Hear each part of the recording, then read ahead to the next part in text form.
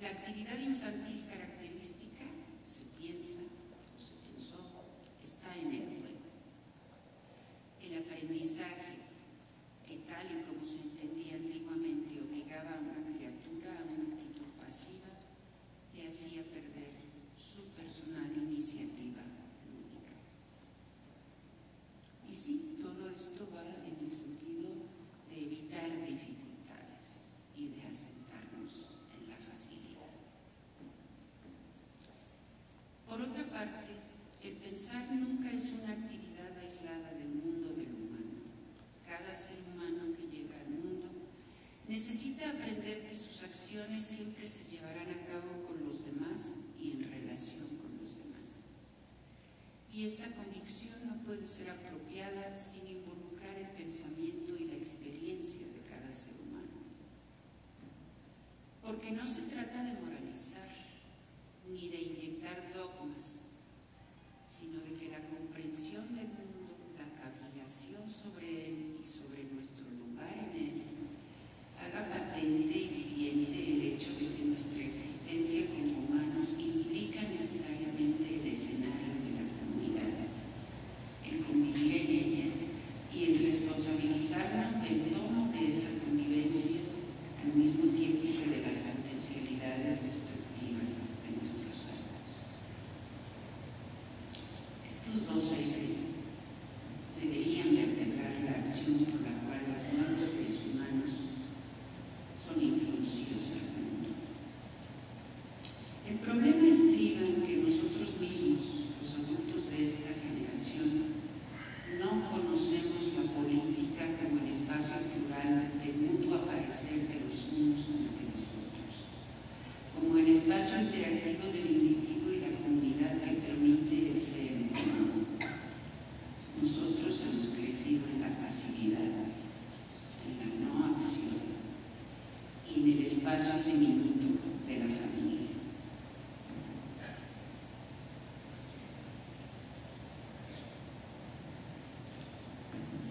La preocupación por el bienestar y el acceso a los bienes de consumo de la célula familiar han convertido a los seres humanos en una masa indiferente frente a la maquinaria política profesional, frente al imperialismo y a las barbaries de todo tipo, las de la especialización, las del narco, etc.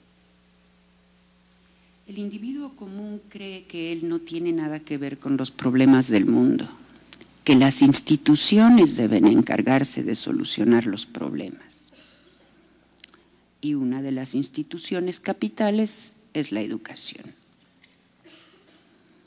Y esta institución, como todas las demás, está en crisis en este mundo posmoderno. De acuerdo con Arendt, hay tres factores principales de esta crisis de la educación. Cito: ante todo, se hizo posible por ese complejo de teorías educativas modernas que nacieron en Europa Central y consisten en una notable mezcolanza de sensatez e insensatez que pretendía lograr, bajo el estandarte de una educación progresista, una revolución radical en todo el sistema educativo. El primero de ellos tiene relación con la incorporación generalizada de las teorías pedagógicas y psicopedagógicas a la enseñanza, las cuales han instalado un horizonte de infantilización permanente.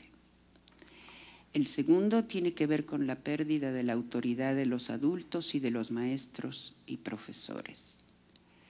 El tercero radica en que la educación ha elegido enseñar conocimientos y habilidades, olvidando la formación del pensamiento y de la vocación de ciudadanía.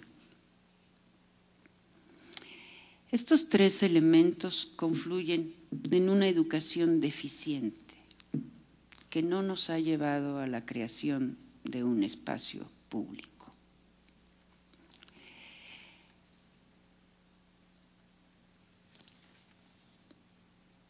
Agreguemos a estos tres factores el individualismo y la consigna, la norma del cambio.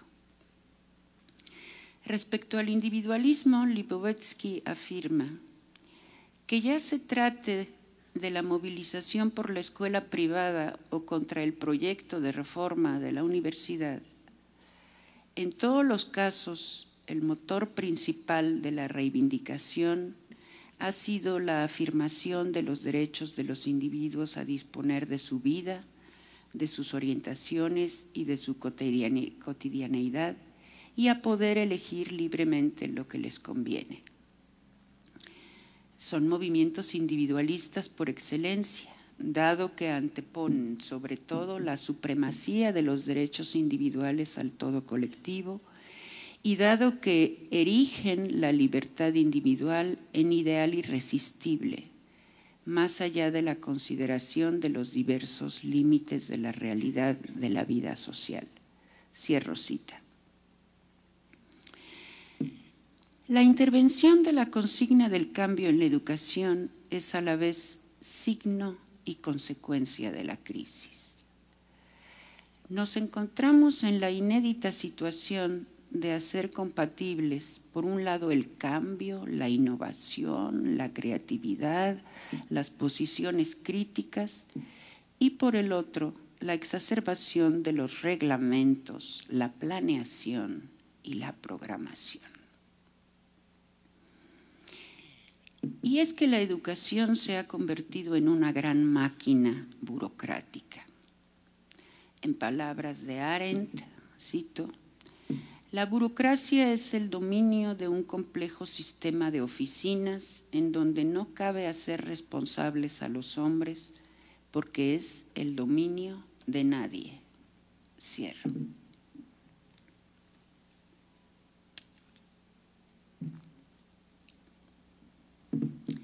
En este dominio de nadie, solo una palabra se escucha, la de la racionalidad funcional. Es así que los profundos y graves problemas de la educación han sido disecados en términos de una serie de actividades y procesos organizados de tal forma que conduzcan mecánicamente al fin previamente establecido. Esta es la definición que da Mannheim de racionalidad funcional. En nombre de la optimización racional, nuestra educación vigila la cobertura, la equidad, la eficiencia terminal, perfiles de ingreso y de egreso, y tenemos incluso instancias para evaluar los logros educativos. La evaluación es fundamental. Y mientras tanto, mientras crece la fábrica educativa, el mundo humano se nos ha estrechado. Producimos, y subrayo la palabra producción, empleados que competirán con éxito en el mercado de trabajo y que buscarán su felicidad en el consumo. Pero no formamos personas pensantes, autónomas ni libres. No formamos personas conscientes de la fragilidad del mundo humano, de la necesidad de pensar y de comprender, de plantear cuestionamientos a los acontecimientos de nuestro presente. No formamos la vocación de ciudadano de servir a la vida común, tomando distancia de la realización personal. Los discursos oficiales u oficialosos insisten en que ha habido pérdida de valores y de virtudes, como si nos hubieran desterrado de un pasado idílico. Desde esa óptica resulta fácil afirmar que a la educación le corresponde encontrar la varita mágica para restablecer la virtud. Y esa varita mágica es la de la innovación y el cambio, con nuevas pedagogías, con más técnicas de manejo de información y de comunicación, todo debería arreglarse. Nuestra máquina educativa no alcanza a captar la hondura del problema en el que nos encontramos. y de esa manera se cierra la posibilidad de cuestionar lo que nos ha llevado a la situación actual. El estar empeñados en la innovación administrativa o pedagógica, así sea mínima, permite seguir cómodamente instalados en la complicidad respecto a las prácticas gubernamentales e institucionales que nos han dañado como comunidad humana. Hago una pequeña enumeración. Un Estado que retrocede ante sus obligaciones y que se concentra en la gestión de los intereses económicos. Políticas educativas sexenales. Una inversión en educación totalmente insuficiente. Un sindicato que, en palabras de don Pablo Latapí, más que una asociación gremial que defiende los derechos laborales de los maestros, es un grupo político que lucha por conservar y ampliar sus territorios y formas de influencia. Dirigentes de todos los ámbitos nombrados por nepotismo y negociación. Un cuerpo docente con preparación mínima. Podría seguir un largo etcétera. Tercer acercamiento y cierre. La pregunta que les ronda a estas alturas, sin duda, es cómo podemos solucionar lo que parece ser un callejón sin salida. Intentaré acercarme a una respuesta al mismo tiempo que al final de esta reflexión.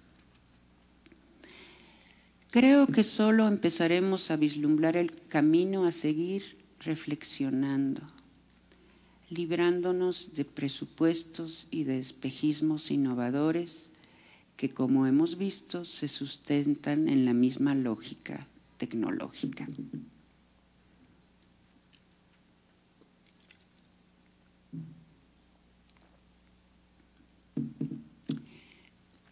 En términos de Hannah Arendt, una crisis nos obliga a volver a las cuestiones mismas y exige respuestas nuevas o viejas, pero de todos modos requiere juicios directos.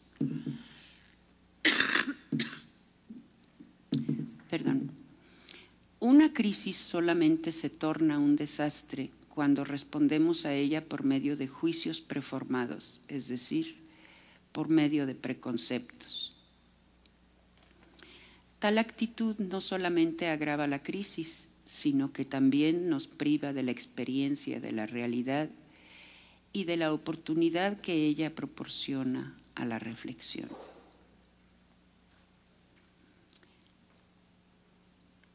Y si asumimos la reflexión,